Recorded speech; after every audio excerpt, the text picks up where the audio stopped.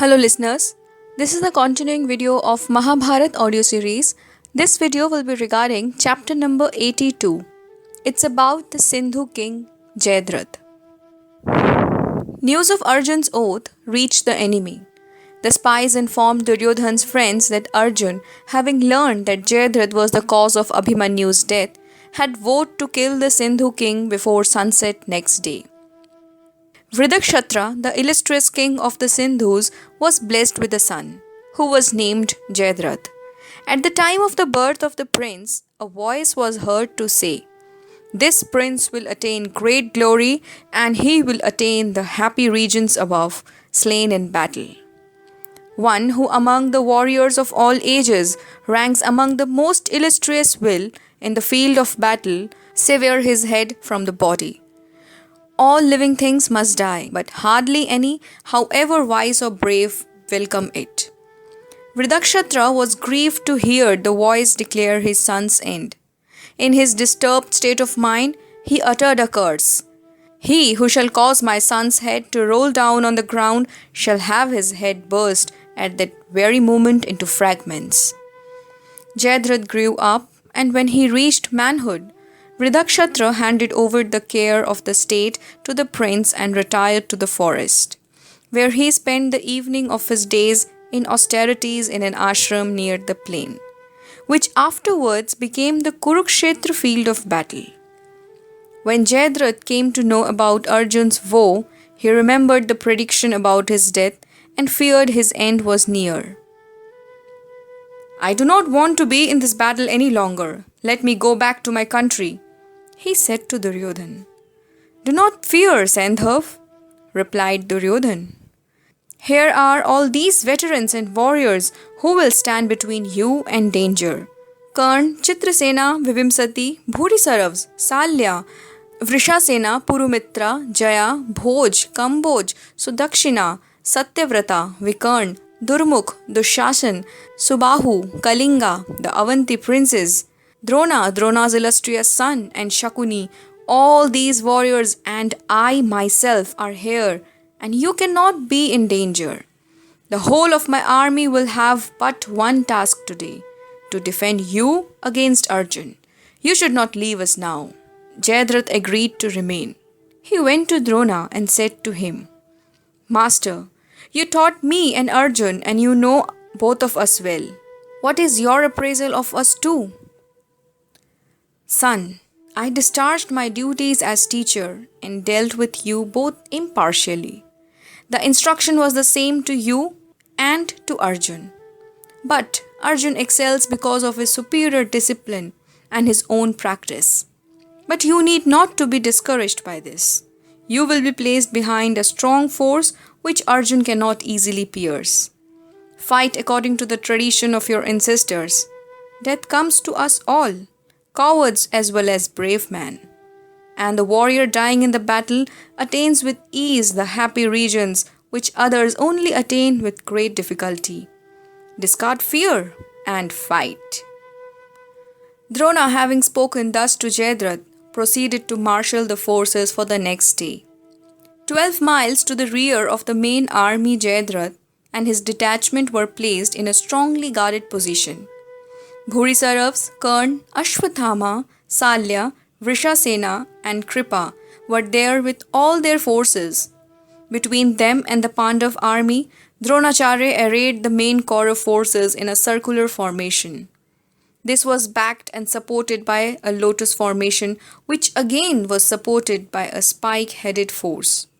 Beyond this stood Jayadrath. Drona stood at the head of the circular army, resplendent in white armor and helmet, seated in his great chariot, drawn by beautiful chestnut-colored horses, and his flag waved high, displaying the sacrificial platform and deer skin, which formed Drona's banner, inspiring the Kaurava army to utmost sacrifice and valor. Duryodhan saw the army formation, and his confidence was restored. With a force consisting of 1,000 armed chariots, 100 elephants, 3,000 horsemen, 10,000 foot soldiers, and 1,500 archers, Durmarshana, one of the sons of Dhritarashtra, moved forward the main army and blew his conch and uttered his challenge. Where is Dhananjay, of whose wrath and prowess men speak? Let him come forward and striking against us like a pot upon a rock. Break to pieces before the eyes of warriors. Arjun stopped his car at a bow shot and blew his conch in answer. Then conchs blew all over in the Kaurav army. Keshav, drive towards Durmarshana, said Arjun. We shall pierce the line of elephants. Durmarshana's army was beaten. Like clouds driven about by a gale, the Kaurav forces were scattered and fled in all directions. When Dushasan saw this, his anger rose. Leading a huge force of elephants, he surrounded Arjun. Dushasan was a very wicked man, but he was brave also. He fought Arjun fiercely, and the field was strewn with the dead. Finally, he withdrew defeated and went back to join Drona's forces. Sabyasachi's car swiftly proceeded forward and passed Drona. Illustrious one, grieving for my son, I have come to wreak vengeance on the Sindhu king. I crave your blessings for the fulfillment of my vow, said Arjun to the Acharya. The Acharya smiled and said, Arjun, you must first fight and defeat me before you can reach Jayadrath. Saying this, Drona discharged a shower of arrows on Arjun's car. Parth also replied with his arrows, but these the Acharya parried with ease and sent flaming shafts that hit Krishna and Arjun. The Pandav then decided to cut Drona's bow and bent his Gandiv for that purpose. Even as he was pulling his bowstring, Drona's shaft came and cut the string. The Acharya, still retaining the smile on his face, rained a shower of arrows on Arjun and his horses and chariot. Arjun fought back, but the Acharya showered his arrows which covered Arjun and his chariot in darkness. Krishna saw things were not going at all well and said, Parth, no more waste of time. Let us proceed. It is no use fighting this Brahman who seems to know no fatigue. Saying this, Krishna drove Arjun's chariot to the left of the Acharya and proceeded forward. Stop, surely you will not proceed without defeating your enemy. You are my guru, not my enemy, O Acharya. I am in a position of a son to you. There is no one in the wide world that can defeat you, said Arjun, and then proceeded forward at a swift pace by passing Drona. Then Arjun pierced the Bhoj army. Kritavarma and Sudakshina, who opposed his passage, were defeated. Srutayuddha also tried to stop Arjun's progress. There was a fierce battle in which Srutayuddha lost his horses and he hurled his mace at Krishna. His mother had obtained this mace as a result of her offering, but the condition attached to the boon operated at it came back and struck Srutayuddha himself dead. This is the story of the mace.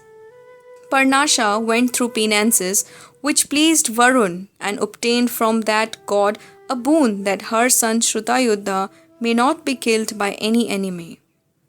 I shall give your son a divine weapon. Let him use it in all his battles.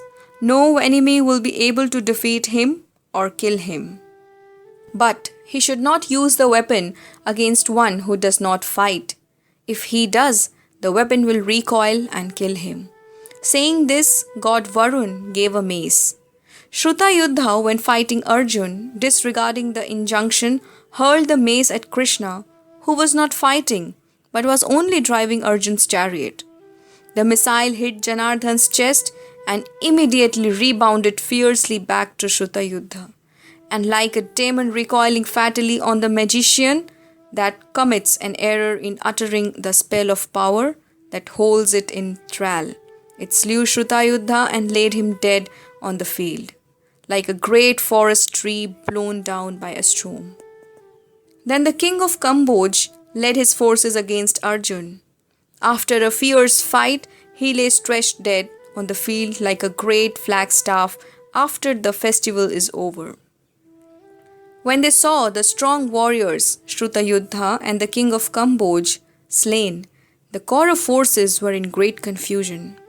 Shrutayu and his brother Astrayu then attacked Parth on both sides, trying to save the situation, and greatly harassed him. At one stage of this battle, Arjun leaned on the flagstaff, dazed with the wounds he received. But Krishna spoke to him encouragingly, and Arjun recovered and resumed the fight, slaying the two brothers as well as their two sons who continued the struggle. Arjun marched on and, killing many more warriors, successfully made his way to Jayadrath. Chapter 82 finishes here. Keep listening Mahabharat audio series in the next videos.